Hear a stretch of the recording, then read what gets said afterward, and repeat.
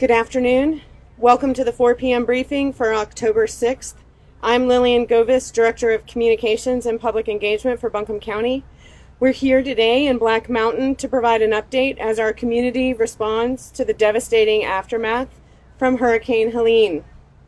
Today we'll be joined by Black Mountain Mayor Mike Sobel, County Manager Avril Pinder, Ryan Cole, Buncombe County Assistant Emergency Services Director, Swannanoa Fire Chief Anthony Penland, Black Mountain Fire Chief John Coffey, and Dane Peterson, who is the Director of Buncombe County Solid Waste Services.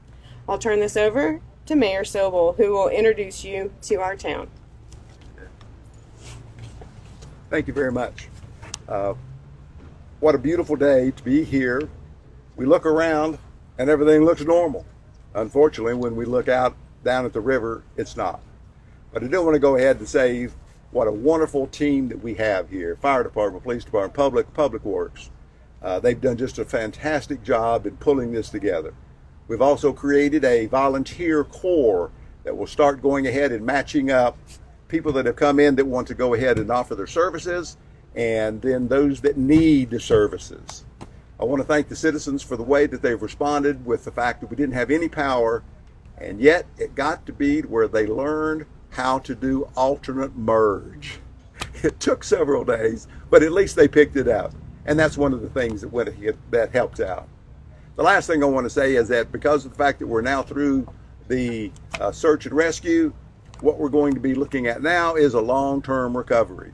And long-term recovery is not going to come cheap. As of Monday morning, tomorrow morning, our volunteer corps, Heather Cotton, has set up where you can go ahead and pledge money. You can tell friends. I've had plenty of people that have called and say, where can we send money? Where can we send money? This will be to the Black Mountain Swannanoa Chamber of Commerce, tagged Black Mountain Hurricane Helene Relief Fund. And if you send it there, then we can use it. We will end up having a group that will go ahead and help disperse this money to various people who are in dire straits. FEMA's here to help, but they can't do everything.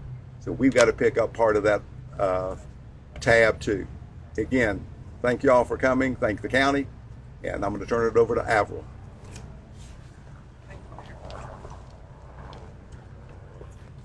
Good afternoon.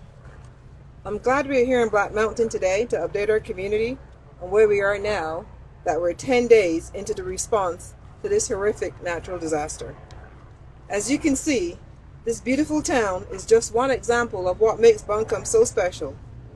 All around me, you'll find neighbors like the First Baptist Church of Black Mountain, which is accepting donations for survivors so we can help each other in the recovery process, which is critical as our search and rescue efforts continue.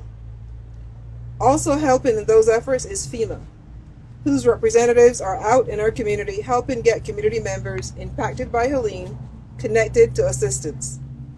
These locations are Black Mountain Ingalls, Pat Square Park, Emma Street, where Spanish language teams are also available, Newbridge Baptist, Basilica of St. Lawrence, and Walmart in Arden. We continue to share out these locations as they are updated. As of this afternoon, 73,000 customers remain without power in Buncombe County. Both Duke Energy and our emergency services personnel ask that unless you live in one of our small communities that have been so badly damaged by the storm, like Swannanoa, Barnersville, and Garin Creek, please stay out.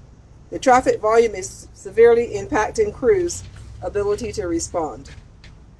We also want to remind our community to please stay out of the rivers until the EPA has been able to provide assurances about health impacts. This includes using river water for flushing. Buncombe County shelters are still available for the general population at AB Tech Conference Center, in Fernahurst Drive, that is 16 Fernahurst Drive in Asheville. Please use the Victoria Road entrance. The former Gold's Gym, 1850 Henderson Road, Hendersonville Road in Asheville. This location has a playground for children, so it may be more suitable for families. Please note that no pets are allowed at this location. Medical emergency shelters are for individuals who are dependent on medical equipment requiring power is located at 10 Genevieve Circle. That's on the AB Tech campus. Medical emergency shelter for individuals who are dependent on medical equipment requiring power is located at 10 Genevieve Circle in Asheville. The shelter at the Ag Center is full, so please do not go there. Please note that the shelters do not have resources for the general community and are not donation locations. Visit buncombeready.org for donation locations. For questions about storm-related issues, please call our call center at 828-250-6100. 828-250-6100. Yesterday, we announced a new way to help emergency responders by uploading geotag photos of situations like landslides and washed out roads and bridges. I'm happy to share that we've already received 38 photos at buncombecounty.org. To upload your photos, go to report.buncombecounty.org. Again, to upload your geotag photos, go to report.buncombecounty.org. With that, I'll ask Ryan Cole, Assistant Emergency Services Director, to give you an update.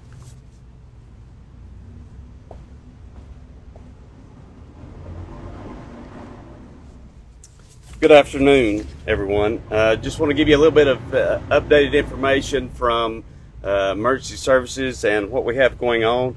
As of October 6th, there are currently 14 urban search and rescue teams that are in the area operating in Buncombe County. 8 of these teams are federal teams, with 4 of them that are local and 6 from North Carolina. We have local fire departments that have been doing a phenomenal job taking care of their communities, and I cannot stress that enough at how these fire departments in these hubs of the communities have stood up and made sure that their communities are taken care of and feeding information back to us so that we can get information out to them. If you have a need in your community, please go to the fire department and work with them, because they have a lot of resources already at the fire department there available. So utilize that resource that's in your community with that. We have more teams that are on the way to assist, and right now we have the area, and if you take Buncombe County and use I-26 as a delineation, west of I-26 has significant damage. That is our most significant damage area. East of I-26, let me get my east and west down. East of I-26 has the most significant damage to our community. West of I-26 has the least amount of damage. So we are working, a lot of our resources that has worked in the western part of the county is now converging onto the east side to continue to provide that level of service there. Again, as Ms. Pender said, please stay out of these areas unless you live here. I've been traveling through the area today, and I see a lot of out-of-state tags that's driving through. I know a lot of people want to come see our beautiful mountains, but right now the people in these communities need to be able to take care of themselves, and we need to be able to get resources into them, and we cannot do that if we're hampered by people that's coming to see what's going on. Rely on the media to show you what's going on, and do not hamper emergency operations by driving through the areas. We have about 90% of the primary searches done. A primary search consists of 360-degree exterior surveys of structures. So that's the structures that have been identified and we know of. And this is expected to be completed within the next couple of days. However, we are working towards targeted searches. Targeted searches are areas where the home was completely destroyed, the home is gone, and we're having to go through debris piles and utilizing specialty equipment such as large equipment, canines, and things of that nature to be able to work that. That's going to take a lot longer because it's a systematic approach to go through that, and you have to do it, just think of you're pulling it up a piece at a time. And so that is something that's going to take a while, and we don't have any accurate statistics that we can identify how long that's going to take. I will tell you it's going to take quite a bit of time because we have a lot of debris piles. As many of you can see when you're driving through the community, you see how much debris is out there, and it's going to take a while to get through those. We will try to work on this to give some more accurate information, but just know these teams are here for the long haul. They're in our communities, and they're working extremely hard in trying to help support us in everything that we do, and we appreciate everything that they're doing from all over the United States that's in here. The other thing I will say is I know a lot of people want to donate. There's a lot of things that they want to do, and here's what I'll say about that. Right now, we're saturated with stuff that's coming in. We're saturated with donations. We're saturated with things that's going on in the area. Please, if you can, formulate a plan. Come see us in 3 weeks when everybody's gone. That's when we're going to need the help. That's when we're going to need the support. Is when all of the resources that we have now are used up and they have to go to a different area. So please look at us. Please hold off on donations and those kind of things until we get everything established and utilize it then, is one of the things we would ask you to do. Now, I'd like to introduce my good friend, Fire Chief John Coffey from Black Mountain Fire Department.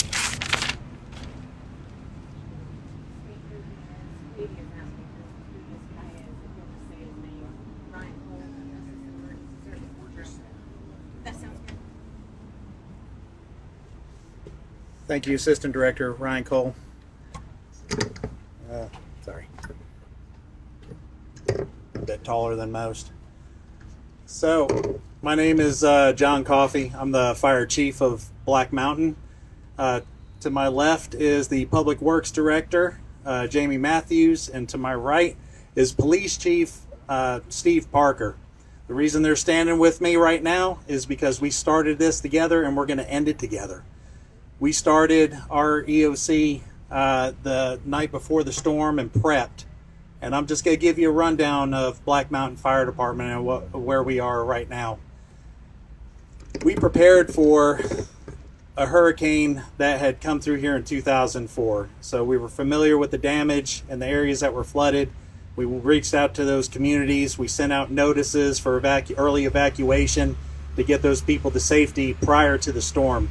The first storm that came through dropped more than 9 inches of rain on us in just a short amount of time, and the flash flooding occurred very, very quickly. Then when the hurricane came, we did everything we possibly could for the community to the point where we started calling for emergency resources. We were able to get stability when those resources arrived.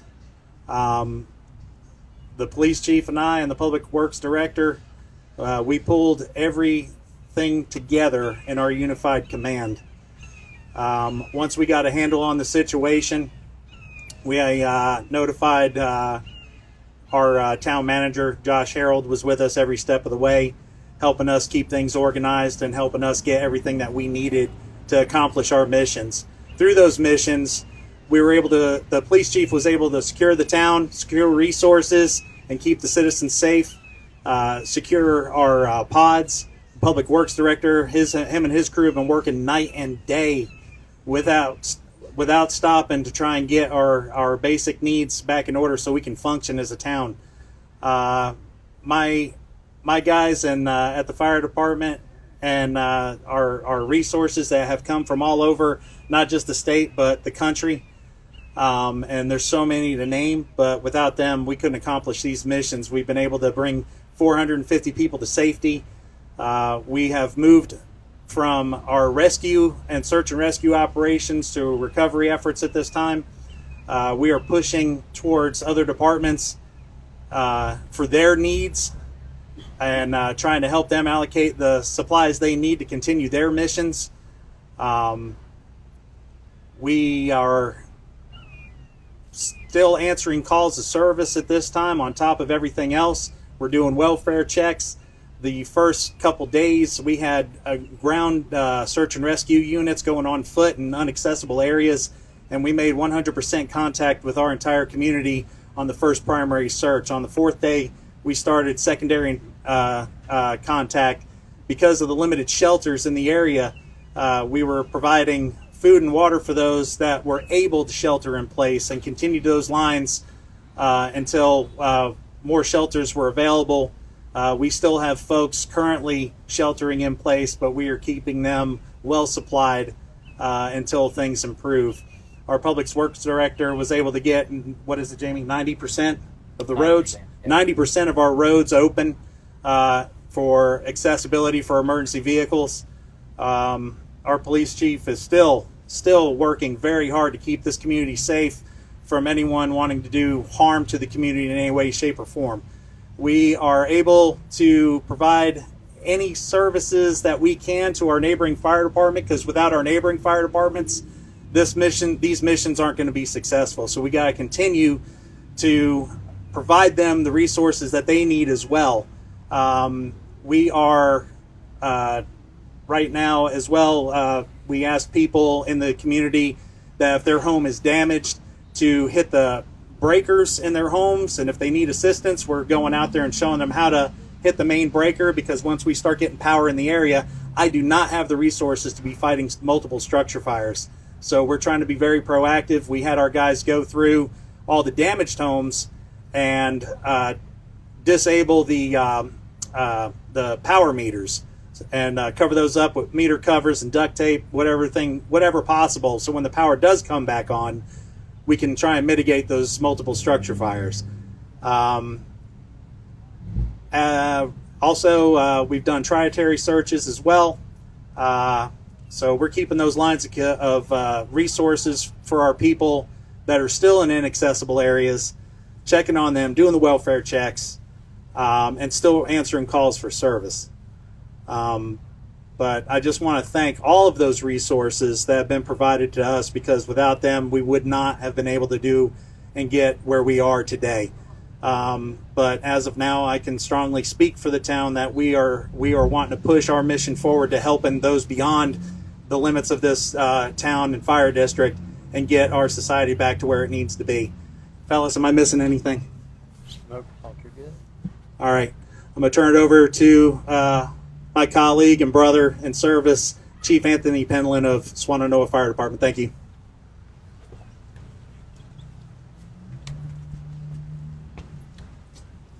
Thank you, Chief Coffey. I'm going to start this out a little differently. My Heavenly Father told me that He would never give me anything I couldn't handle. But boy, it's pushed a little bit. In Swannanoa, the landscape has changed.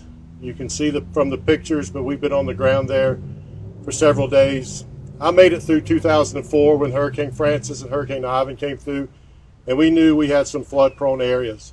So we went on Wednesday and we warned those folks in those flood-prone areas. Thursday, we were told we need to expand that out. So we went to those communities. We recorded both in English and Spanish on a cell phone and played the message, we're under a flood emergency, please evacuate. Now, we've heard stories. We had a trailer park that we rescued 16 souls out on Friday. Had a lady come up to me and said, if your folks had not to come in that trailer park at 5 o'clock that morning, I may have been one of the rescues or worse. We got out. We heard the story. I got an email from the KOA campground. Our guys were in the KOA campground at 3 o'clock on Thursday, knocking on campers' doors. And he sent me an email. If they had not have done that, I don't know if I'd be here. So, folks, those are the stories we have. But we are still actively up the Beech Tree community trying to recover some of our friends who have, we know they're in those debris piles. We've got the teams from Nebraska, Jacksonville, Florida, South Carolina, Maryland. They are actively searching in those piles up there for some of the folks who are missing. So please, if you're in that Beech Tree area and you're trying to help citizens to clean out their house, maybe park somewhere else and walk into those neighborhoods. Our citizens are hurting. If you could have seen the despair on their faces on Friday morning when they come down and really saw what was going on, this would be Saturday morning, what was going on there in Swannanoa. But we're resilient. we will come back. It'll look different, but we will be at Hurricane Katrina in New Orleans. And look at New Orleans today. So, folks, if it hadn't been for our outside units to give our guys rest, we were going about 7 days without any rest. And these outside units started coming in, and we started trying to send our folks home. But one of the things we have to understand, we're a small community. I was born and raised there, so some of these people I know. The landslide in Grovemont, I knew both of them.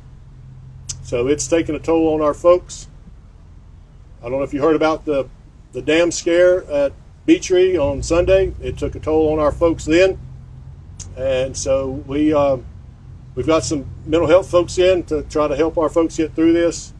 But it's going to be a long recovery. But my faith and trust is in my Heavenly Father, and I know He will get us through this.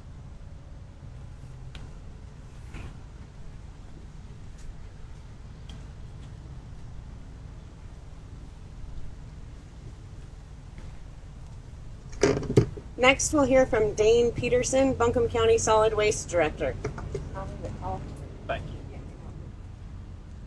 Thank you, Lillian, and good afternoon to everybody here and everybody that's listening. Want to know that our hearts, thoughts, and prayers are with everybody that has been so devastated by the impacts of this storm. And specifically, I wanted to shout out to our solid waste team, our hard-working team, many of which have been working around the clock to preserve and restore function and access at our solid waste facilities. We will be temporarily extending operating hours at the Buncombe County landfill, which is located at 85 Panther Branch Road. Starting tomorrow, these hours will be Monday through Friday, 6 a.m. to 6 p.m., and Saturdays from 7 a.m. to 3 p.m. Cash and credit card payments are being accepted at the landfill currently. The Buncombe County Transfer Station at 190 Hominy Creek Road sustained heavy damage during the storm, and our staff have been working diligently to restore functions and access to the facility. The transfer station is currently closed, but we will provide update as we make progress on repairs and look to open as soon as possible. The county, along with several municipalities, has activated a state contract with Southern Disaster Recovery for disaster debris management. We continue preparation and assessment for the debris removal process across the county.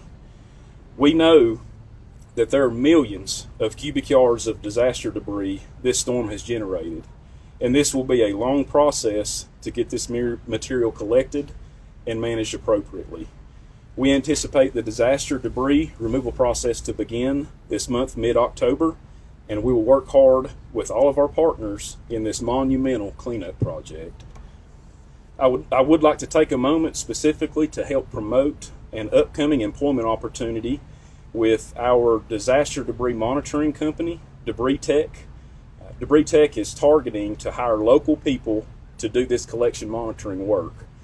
The job responsibilities include interfacing with contractors and crew in the field to report to the field supervisor, operating an automated handheld device to record information, ensure that debris loads are properly contained in the loading container, monitor contractor safety and report potential issues to the field supervisor, and record and report any damage resulting from debris removal operations.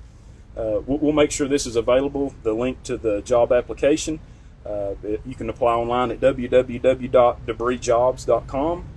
They're also, the City of Asheville is helping host Debris Tech in an in-person hiring process, which will be tomorrow, October 7th and October 8th from 9 a.m. to 4 p.m. And that address is 85 Mountain Road in Asheville, North Carolina. So a good opportunity for our local folks with getting hired on with Debris Tech. Tomorrow, Monday, October 7th, Waste Pro collection service will resume for regular Monday route customers. Waste Pro will collect household garbage where collection vehicles can safely access customer locations. Please do not place storm-generated debris, brush, limbs, trees, construction demolition, hazardous material at the collection point for this Waste Pro service.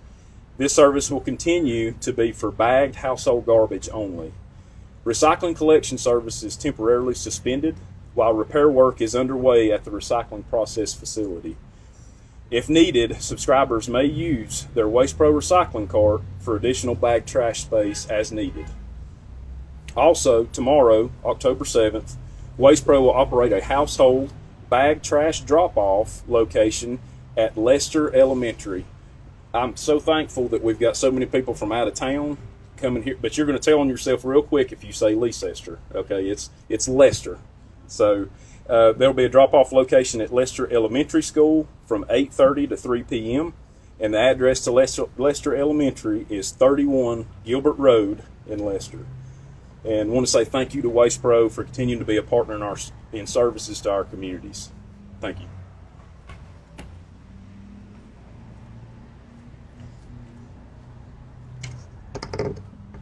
At this time, we will turn it over to questions from the media. They may be on a slight delay if they are watching on the Facebook feed. But we will take those questions. Fire Chief Anthony Penland, Black Mountain Fire Chief John Coffey, Dane Peterson, Solid Waste Director for Buncombe County, or Ryan Cole, Emergency Services Assistant Director.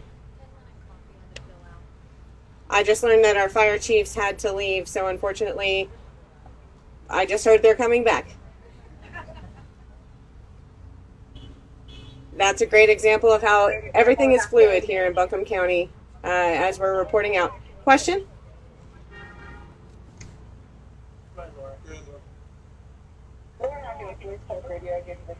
Is the Army Corps of Engineers involved in resolving our water situation? And if so, what role are they playing? We do have representatives from the city of Asheville here to help answer questions about water. So I'm looking at Assistant City Manager Ben Woody to come up here and help answer that question. Ben, if you couldn't hear the question, it's if the Army Corps of Engineers is here to help support on water recovery.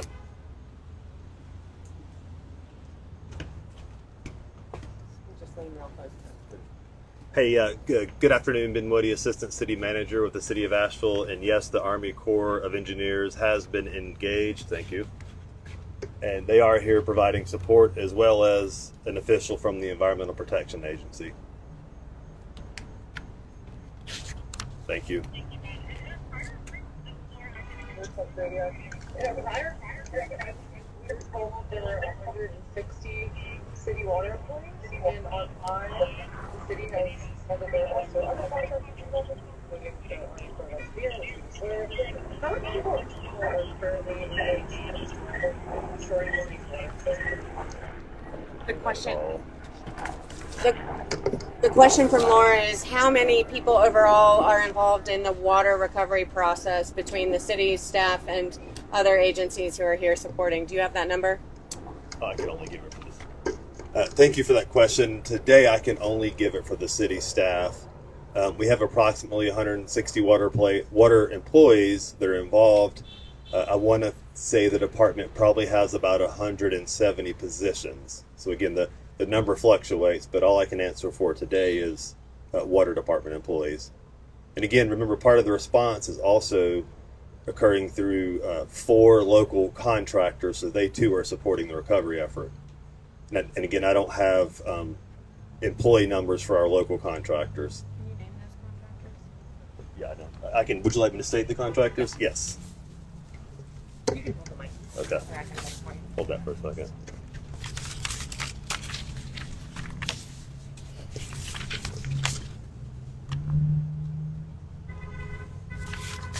Let me get it. Give me 1 second. So the contractors are, and I've said this previously, so I'm just trying to locate it in my notes. I know we have TP Howard. They're one of the companies that has been engaged to do work associated with the restoration of the water distribution infrastructure. We have Tanoka Utilities. They are a local contractor that has also been engaged. We have T&K Utilities, which is the third contractor that has been engaged.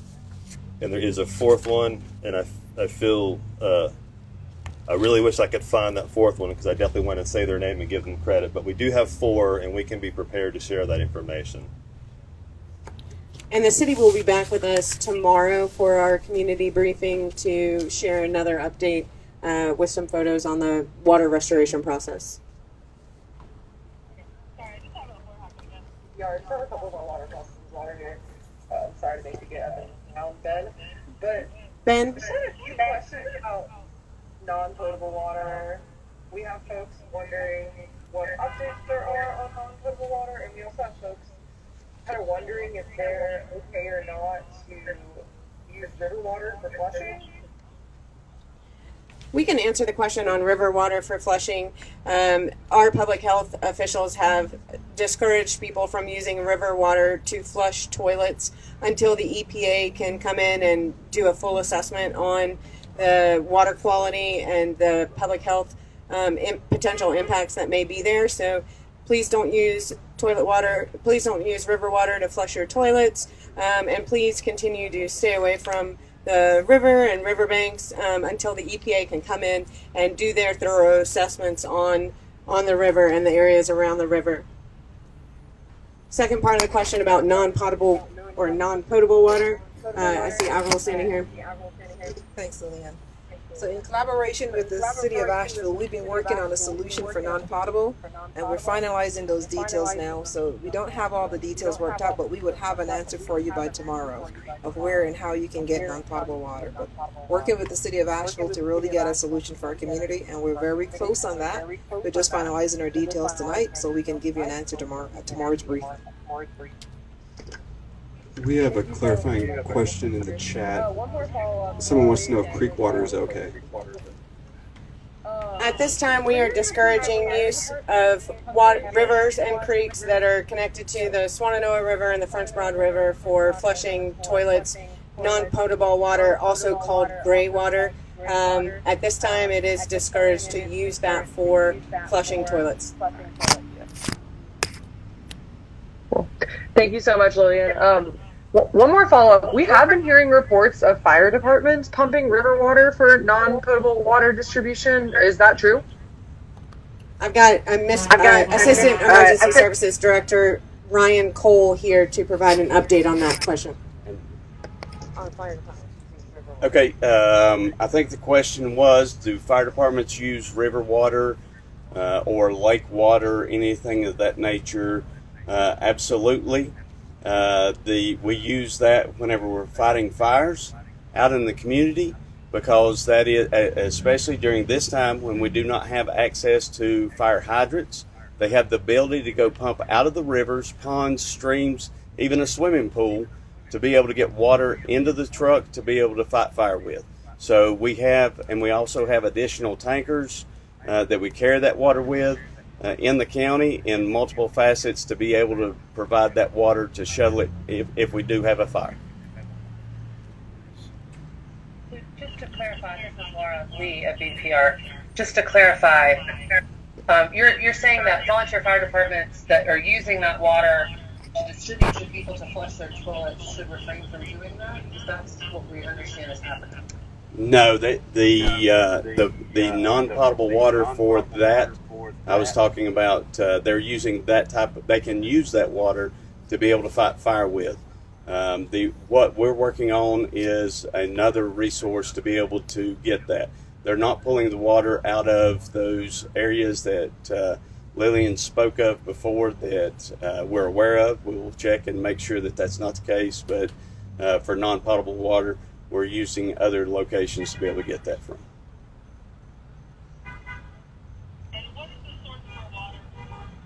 Okay. What? Can you say that question again, please?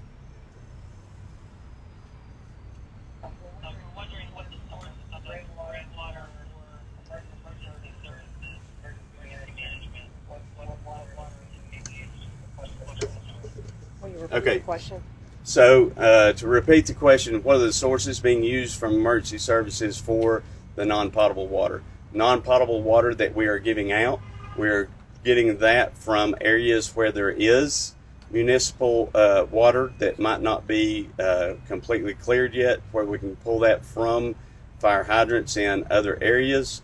If we are distributing that, If it is for fire protection to put out a fire, we will use the water from any source to be able to pull that out because that is an emergency situation.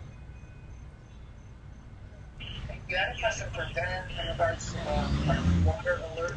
Okay. Hold on for your questions until, if you'll say who you want to talk to, let's get them up here first so that they can actually hear the question. Hang on just a second. Ben?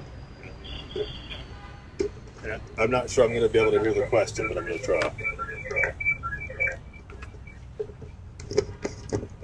Yeah, it sounds like you get a lot of feedback. Ben, can you hear me?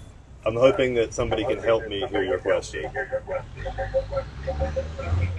received an update today that North Carolina DOT had cleared the road to B Tree, and then we were receiving conflicting reports that that road has not yet been cleared by DOT, and just wondering if that road has been cleared. No, I heard that. So, William DeBrule Water Treatment Plant, known as B Tree, NCDOT crews have cleared the road to B Tree, and we are currently conducting a full assessment of that facility. And so let me be clear, when I say clear roads, it doesn't mean that it's going to look like it did before the storm. It means it's cleared in the manner that equipment and materials can get to the water treatment plant. Okay, thanks. I have a question for County Manager Kendra.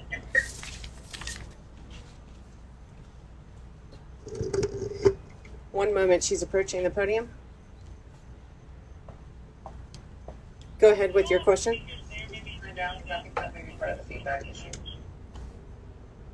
Can you repeat the question? We received a press release today that transfers were made to the Buncombe County Detention Facility. Can we get a count on how many incarcerated people have been moved to somewhere else?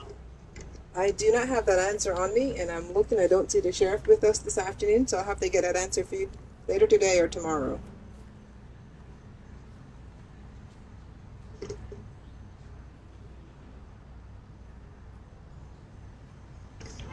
Do we have any additional questions from the media? WLOS, West Jim, County Manager, watching pretty close time right now. Kind of a two-part question. I guess I'll wait for Two-part question for you. Go ahead, Mark. So, first question, what gets some clarity, if you can, Admiral, the death numbers that we've obviously heard critical reports this week. They said, and I know you have been addressing the last day or so, that you want to get on the death numbers in the county as of late. And then the second question, again, I think this is for you, Admiral, restaurant situation. We're hearing from a number of restaurants in the county that are dealing with the fact that they've now got their power and water back up and running. And they want a lot of them want to help provide resources, food, etc. to residents in their area. Not able to do that if they're going to get a permit from the county. Just want to clarify that. So, first part of your question, Mark, was about the number of confirmed fatalities. So, the North Carolina Chief Medical Examiner is that ultimate authority responsible for reporting those storm-related fatalities. So, they will be providing the further updates from their office as that information becomes available. So, we know that the expected number of fatalities may rise in the coming days. But again, that is going to be a function of the North Carolina Office of the Chief Medical Examiner. And so they have brought in a team here to support and take the lead on that process. So moving forward, as we shared a couple days ago, we will be deferring to them on that process. Second part of your question was about restaurants reopening. We spoke about that yesterday when we had Jessica Silver from our Buncombe County Environmental Services join us for our community briefing.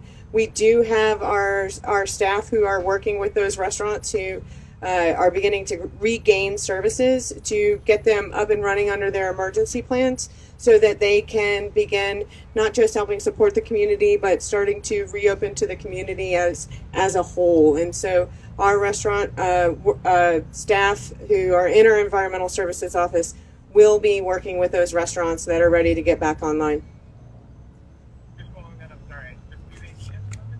and I appreciate that that was thorough. I'm trying to understand, do they need a permit? Yes, they will need a permit to begin opening again, especially with a boil water advisory if they do have access to water. So just need to function under that emergency operation plan, and we'll get them back up and going as soon as possible. Radio again. Just a few more questions for y'all. Thank you so much. First is, we heard that it's ill-advised to use river water to flush toilets. We have folks wondering about creeks. Is that okay? We covered the response to that question already. If the creek is part of the watershed in the valley that is either the Swannanoa River or the French Broad River, please do not use those like Cane Creek. Please do not use those as water sources for flushing your toilet.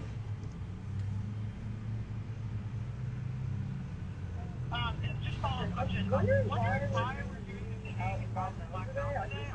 I'm having a hard time kind of hearing, and it seems like the questions are kind of experiencing a lot of feedback, so just curious on your outreach and It's important to us to be back out in our community where we live. Buncombe County is comprised of many communities, just like Black Mountain, that are working to recover. And it's important to show how this community and Swannanoa and the people who live here, like me, are continuing to respond to and adapt and support each other in the response to this horrific disaster that hit our community. And so we are experiencing connectivity issues, absolutely, but that is also the truth of where we are as Buncombe County right now in the moment. And so we apologize that it has been a little difficult for you to hear all of the responses to the questions. But I will say to the folks who are joining us here in the middle of the square at the park, the people who are standing out on the street holding their signs to honk for love, it's important for us to be here with them as well, and not at the Emergency Operations Center.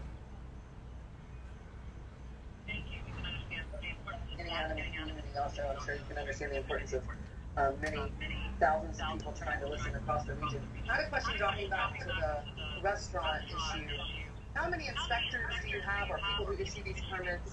What kind of staffing resources are being allocated to that particular endeavor? 16 restaurant inspectors. We have approximately 16, if my memory serves me correctly, but we will double check and confirm. I couldn't quite hear the name of the reporter who was asking that question.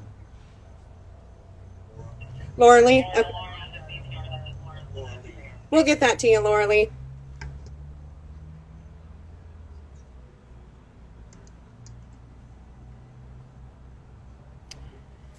Sounds like we've reached the end of our questions for today.